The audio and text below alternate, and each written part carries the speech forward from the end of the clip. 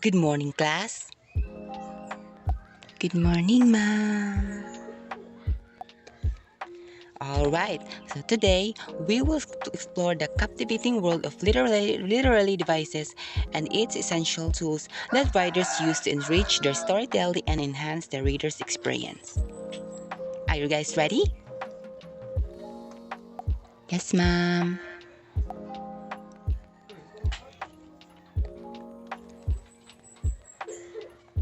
So, consider how they enrich the text you love and how they can elevate your own writing.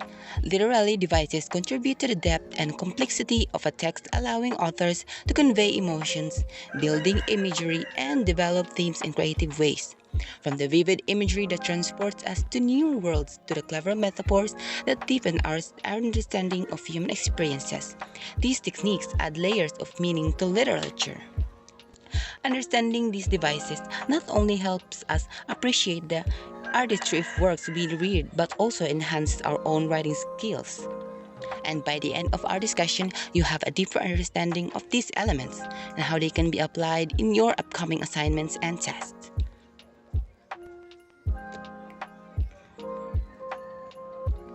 So, what are literary devices? So, literary devices are tools writers use to express their idea with artistic depth. These devices can clarify and emphasize concepts, create resonance within a narrative, and invite readers to dig a little deeper into the story themes. So now, let's dive into some key types of literary devices and see how they function within literature.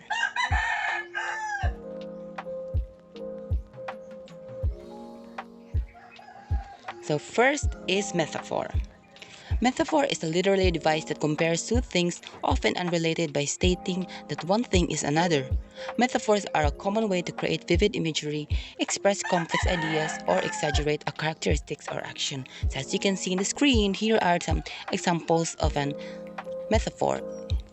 In the left side, you are an open book. The exam was a piece of cake. Other examples also in metaphor are like, my mom has a heart of gold. My friend's sister Sharon is a night owl. My hands were icicles because of the cold weather. So next is simile. A simile is a literary device that compares two different things using the words like, as, or than. Similes are often used to make descriptions more vivid or empathic. As you can see in an example, on the left side, as big as mountain, like music to my ears. Other example also like as busy as a bee, as innocent as a lamb, as fast as cheetah, or as blind as a bat. Simile are often used in literature, advertising, and everyday speech.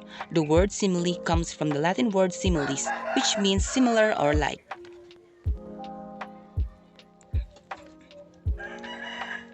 Next is personification. A personification is a literary device that gives human characteristics to non-human things, such as objects and animals, ideas, or concepts. It's a type of metaphor that uses figurative language to make writing more engaging and relatable. As you can see in the screen, if you zoom in, there's an example of a personification. Versus the bottle of wine is calling my name. The sun is smiling on us today. My computer stubbornly refuses to start. The sofa is looking at me invitingly. And more. So, personification can be used to add layers for meaning to a story. For example, in A Christmas Carol, Charles Dickens used personification to deepen the reader's understanding of the characters by reflecting their miserable existence in the building where Scrooge lines. Musicians also use personifications in their lyrics to create poetic effect. Up next is hyperbole. Hyperbole is a literary device that uses extreme exaggeration to create an emotional effect or emphasize a point. The word hyperbole comes from a Greek word that means excess. As you can see in the screen, there's an example of hyperbole. This homework is going to take years. This is the worst dessert in the world. I'm so confused, my head is spinning. I could eat a whole cow. According to the Merriam-Webster dictionary, the repetition of usually initial consonant sounds in two or more neighboring words or syllables.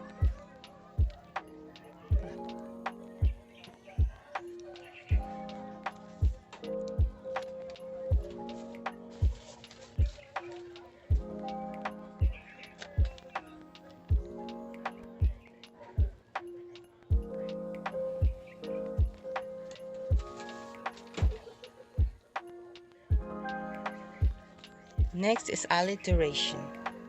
So alliteration is a literary device that involves repeating the same sound at the beginning of words that are closely together in a sentence or phrases.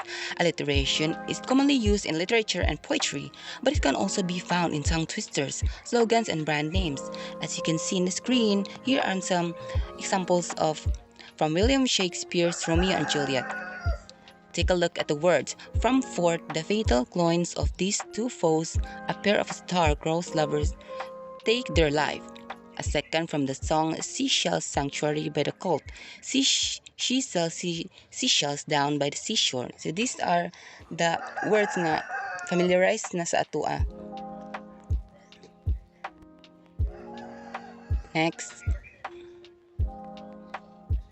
Next is imagery. So imagery is a literary device that uses descriptive language to create mental images for readers.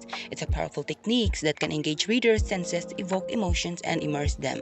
As you can see in the screen, there are types of imagery.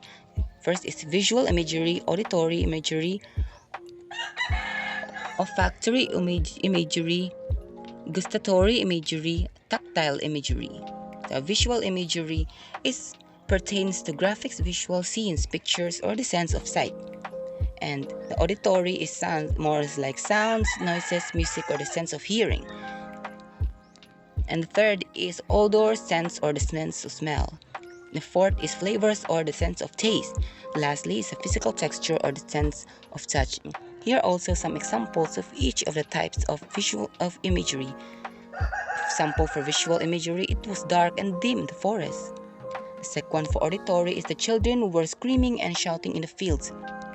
The third one is he whiffed the aroma of brewed coffee. The gustatory imagery, the fresh and juicy orange is very cold and sweet. And the tactile, the girl ran her hands on a soft satin fabric.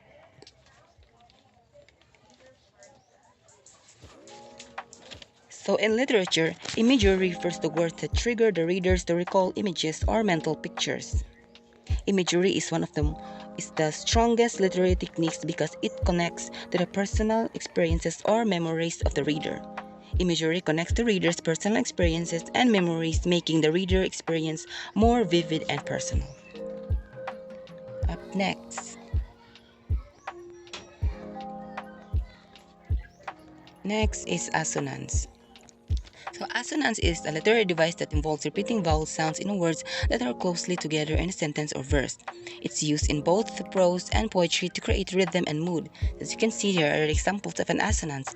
The cat in the hat, meaning the short a sound is repeated in cat and hat. The vowel sounds a. And second, a fleet of sleek green machines. The long e sound is repeated in fleet, sleek, and green. The vowel sound e. The rain in Spain falls mainly on the plain. The long a and e sounds are repeated in the rain, Spain mainly, and plain. And the last one is the hear the mellow wedding bells. The long e and o sounds are repeated mellow and bells. It's often used in poetry or in narrative prose to create an atmosphere and a rhythm. Most often the assonance will be internal to a word. For example, the phrase for vowel, the boat, uses the long O sound twice. Next is onomatopoeia. So onomatopoeia is a literary device that uses words that sound like the sounds they describe. It's a type of figurative language that can make writing more vivid and expressive. Now these are the examples like sheesh, wish, tick-tock, chirp, sound of bird, oink, sound of pig, ribbit, sound of a frog, boing, and meow. The onomatopoeia, it can be used to evoke a mood or tone and can be used to describe the sounds of animals, people, objects, and more. In poetry, onomatopoeia can sometimes be used to create a refrain that repeats throughout the poem. The word onomatopoeia comes from the word ancient Greek word onomatopoia, which means the making of a word or a name.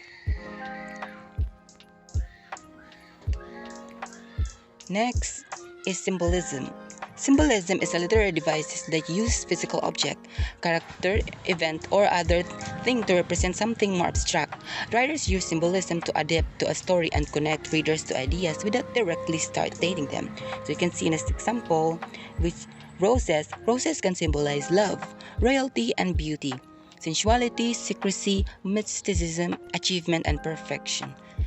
Rainbow as well. Rainbows can symbolize hope. Dove can symbolize peace, freedom, and divinity. Hearts can symbolize love, connection, and fertility. Ravens can symbolize bad omens, destruction, and danger.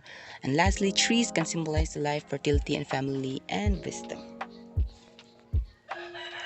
A strong symbol usually shares a set of key characteristics with whatever it is meant to symbolize, or it is related for it in some other way.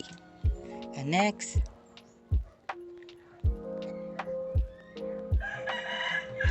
is irony. So irony in literature is a situation where there is a contrast between reality and expectation. So there are types also of irony. First is verbal irony. It is used where a person wants to express something using a speech where it says opposite of what they mean. For example given, if this were a very cold day, a person using verbal irony might say something like, "Isn't it warm today?" Another also is situational irony. It is used when a situation does not have the outcome which was expected in the first instant. Example given, if a fire station were to burn down, this would situational irony as this is the building which is meant to protect from fire. And last is dramatic irony. In a real-life situation, it is applied when something happens and the person within the situation is unaware of the true reality. Example given, if a person were to say, "I'm so glad that I wasn't in that car accident," only to be involved in a car accident moments later, this would be a dramatic irony.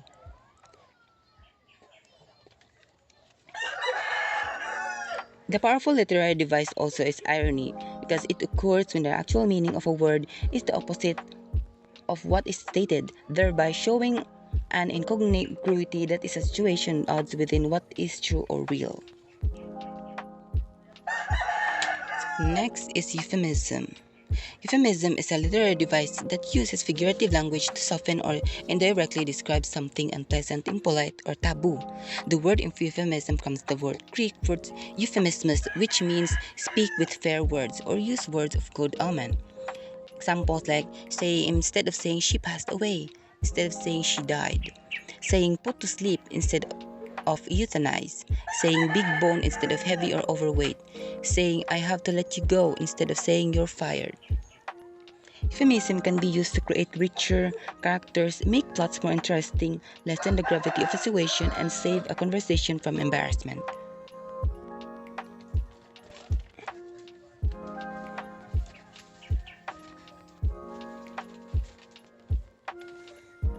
Next is oxymoron. An oxymoron is a literary device that combines two words or phrases that have opposite meanings to create a new idea, or phrases like old news, deafening silence, or organized chaos. Oxymorons may seem illogical at first, but in context, they usually make sense. An example of this is deafening silence, original copy, sad smile, sweet sorrow, loving hate, beautifully, and tyrant.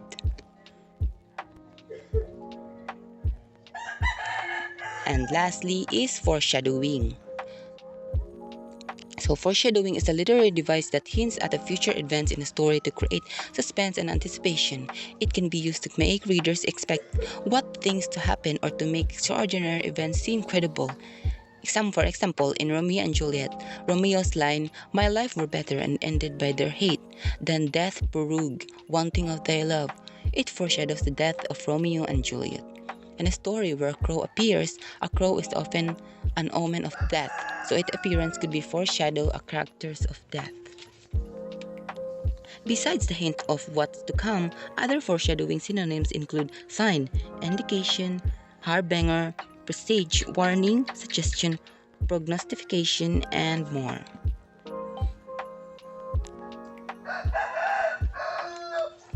Okay, that's a common literary devices I talk.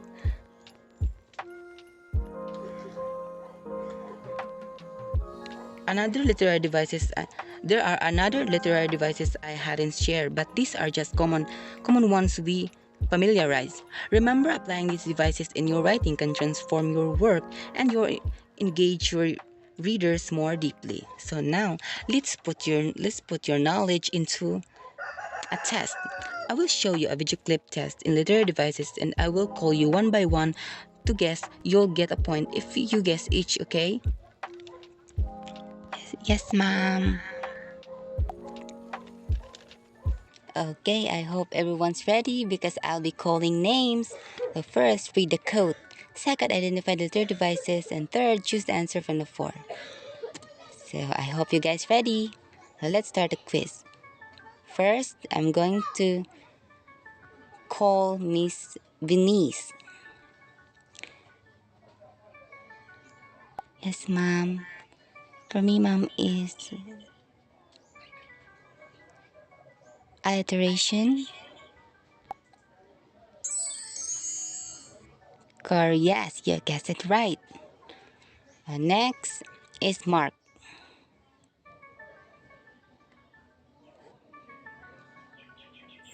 Onomatopoeia, ma'am. Where do you think it is, Mark? What do you think I mean? Okay, that's good, correct. So another one is Jane. Jane, answer this. What do you think is the answer, Jane? It's simile, ma'am.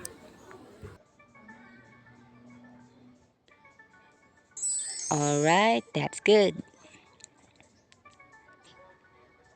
Okay, another one. How about you, Josh? Metaphor, ma'am.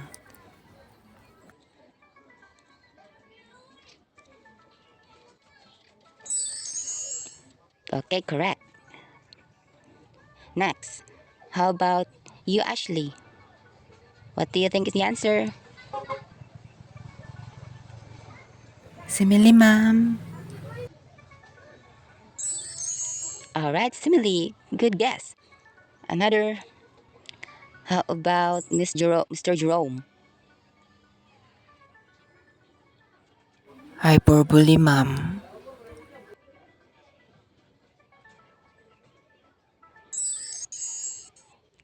Alright, good guess, Jerome. Another,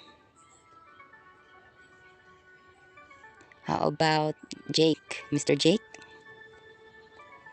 It's metaphor po, ma'am.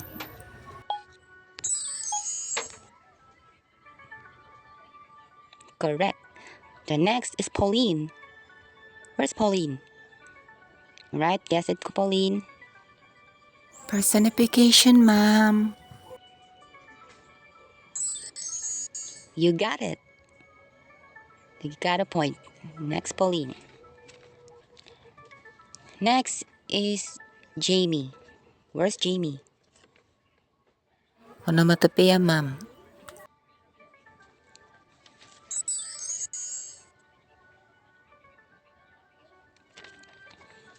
Right, so next is Harry. Where's Harry? That's hyperbole, ma'am. Alright, that's good. More is to come.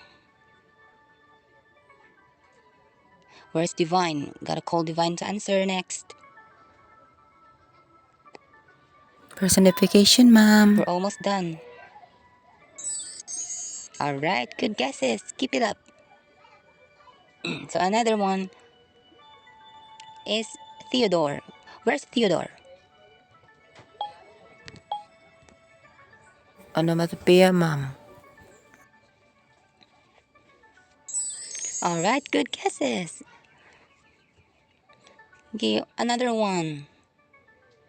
Let me call Miss Samara. Where's Samara? Okay, Alliteration, ma'am. alright, good guesses. Another one. We're almost there. How about Miss Twyla? It's burner of personification, ma'am. Alright, good guesses. Another one, Miss Claudine. Where's Miss Claudine? Gotta answer. It's metaphor, ma'am.